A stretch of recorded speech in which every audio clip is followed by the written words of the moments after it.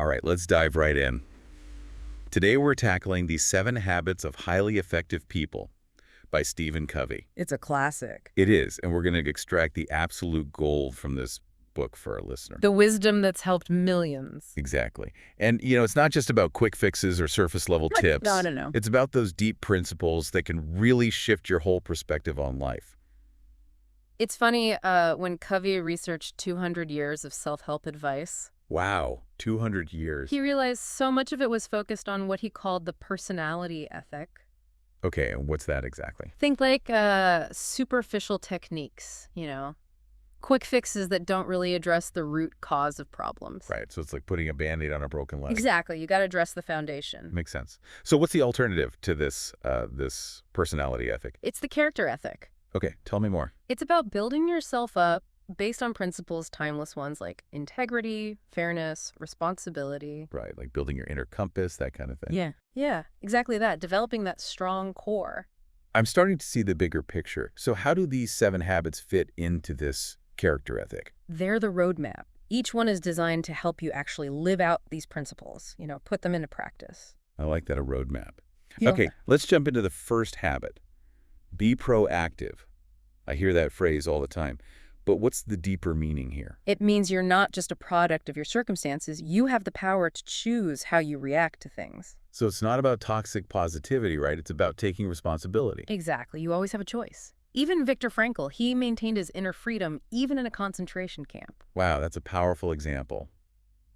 Okay, so it's about focusing on what you can control. Your attitude, your actions, those are yours. That's pretty empowering. So listeners, think about a recent situation where maybe you felt stuck or frustrated. Could you have approached it more proactively? What choices could you have made? I like that. It's not about pretending everything's perfect. Yeah. It's about finding that agency. All right, what's the next step on this roadmap to effectiveness? Habit 2. Begin with the end in mind. All right, lay it on me. Think about this. Imagine your own funeral.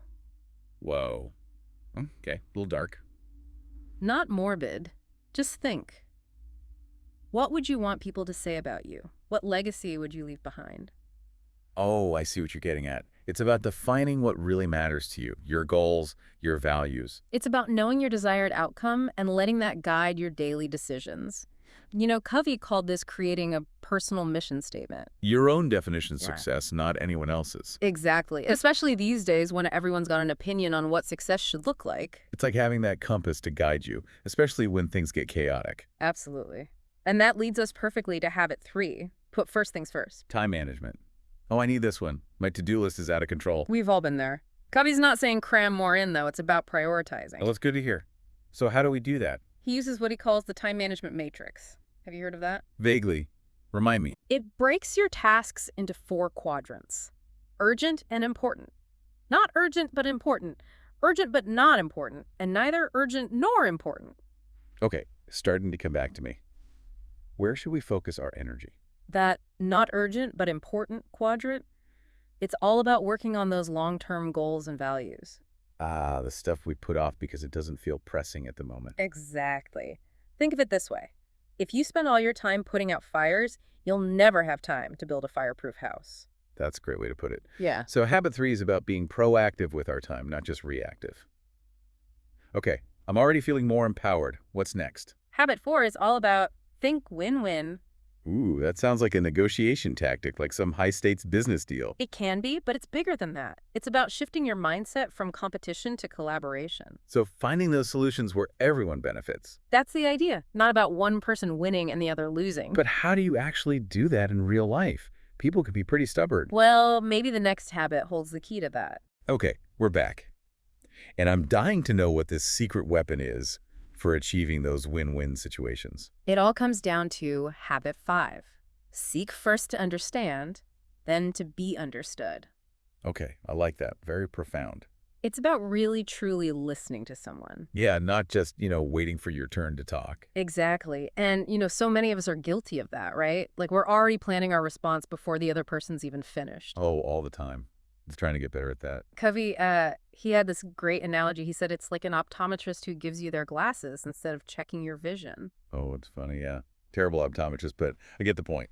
It's about understanding their needs, not just imposing our solutions. So we need to understand before we can be understood. Right. Empathetic listening is what he called it. Putting yourself in their shoes, seeing the world from their perspective. That makes a lot of sense, especially when it comes to, difficult conversations or disagreements. It can really help to de-escalate things, before they blow up. So ask clarifying questions. Make sure you're really getting where they're coming from. Exactly. Then you can start to bridge that gap, Okay, I'm ready for habit 6. What we got? Habit 6 is all about synergize. It's where the magic happens. Okay, synergy. I feel like that's a word that gets thrown around a lot. But think about it this way. Imagine a rainforest. Okay, a rainforest. All those different plants and animals working together, Creating this amazing ecosystem. Exactly. And Huh. that's what synergy is. It's when you get diverse people working together and the result is greater than the sum of its parts. I love that. Uh, So it's not about everyone agreeing all the time. Not at all. It's about valuing those differences, you Yeah. know? Because everyone brings something unique to the table. So use that friction, use that creative tension to come up with something better. Covey had this example about the Atomic Energy Commission and how their leader, David Lilienthal, he really fostered this environment of open communication. So even clashing opinions were seen as valuable. Exactly. And they achieved some pretty remarkable results because of it, Okay, I'm seeing how this all ties together. So what's the final habit? Hit me with number 7. Habit 7, sharpen the saw. Okay, sharpen the saw. What does that even mean? It's all about self-renewal. Think about a lumberjack who keeps chopping wood but never stops to sharpen his axe. Oh, I see. Eventually he's going to get nowhere. He'll wear himself out. Mm. So habit 7 is about taking care of yourself so you can be effective in all areas of your life. Okay, self-care. I'm on board with that. But what does that look like, practically speaking? Well, Covey breaks it down to 4 dimensions: physical, spiritual, mental, and social emotional. So it's about nurturing all aspects of yourself. That's it. Taking a holistic approach. Okay, I like that. So what are some specific examples of how we can, sharpen the saw in each of these areas? Let's start with the physical. This one's about taking care of your body, exercise, healthy eating, getting enough sleep.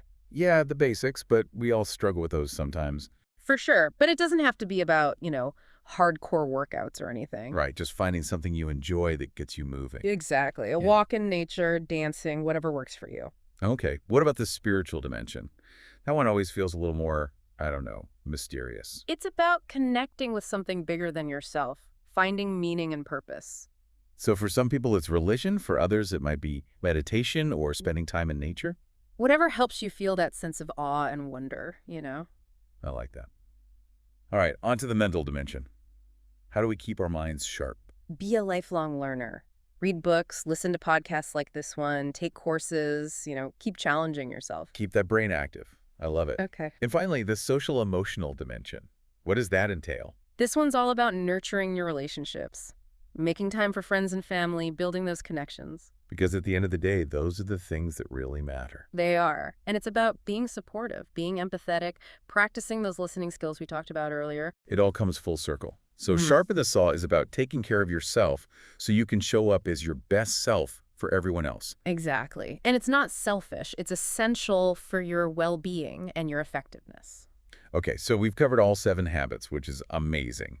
It's a lot to take in, but I'm feeling pretty inspired. Yeah. Any final thoughts before we move on to the practical applications of all this?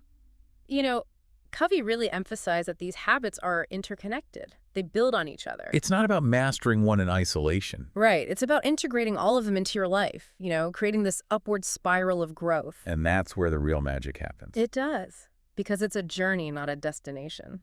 So true. Well, I think it's time we dive into some real-world examples of how to put these habits into practice. Okay, so we're back and ready to get practical. Let's do it. How do we actually use these 7 habits in everyday situations, when things get messy? Well, a lot of people struggle with difficult people, right? Tell me about it. So remember habit 5. Seek first to understand.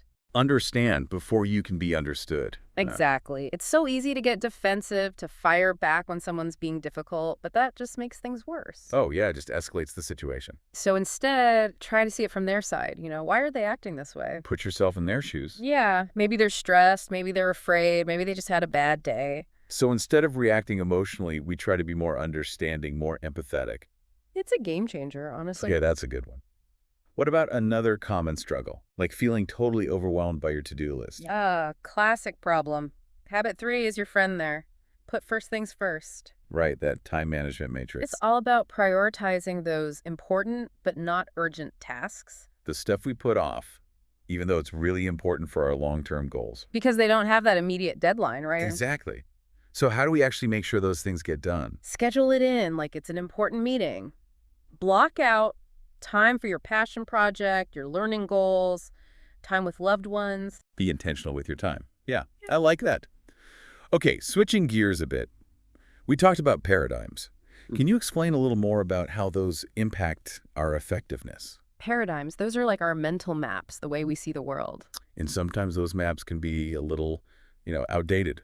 Oh, for sure. They can be based on old beliefs, limiting beliefs. So we might be holding ourselves back without even realizing it. Exactly. So Covey challenged us to question those paradigms, to see if they're actually serving us. Like, instead of seeing yourself as a victim, choose to be proactive, to focus on what you can control. It's about rewriting the narrative, creating a more empowering story for yourself. Okay, so we've talked about individual struggles, but do you have any real-world examples of how these 7 habits play out in a bigger context? Oh, absolutely. I was just reading a case study about a company that was having some serious issues. What kind of issues? Low morale, terrible communication, just not a great place to work. Ouch, sounds rough.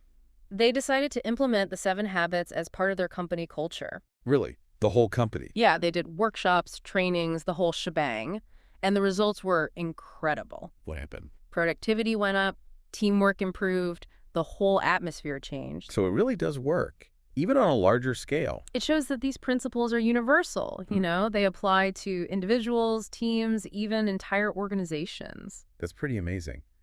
Well, I think we've covered just about everything in this deep dive into the 7 habits. We've gone deep for sure. We've explored each habit, talked about how to actually use them in real life, and even touched on some of the deeper philosophical stuff. And hopefully our listeners are feeling inspired to put it all into practice. That's the goal.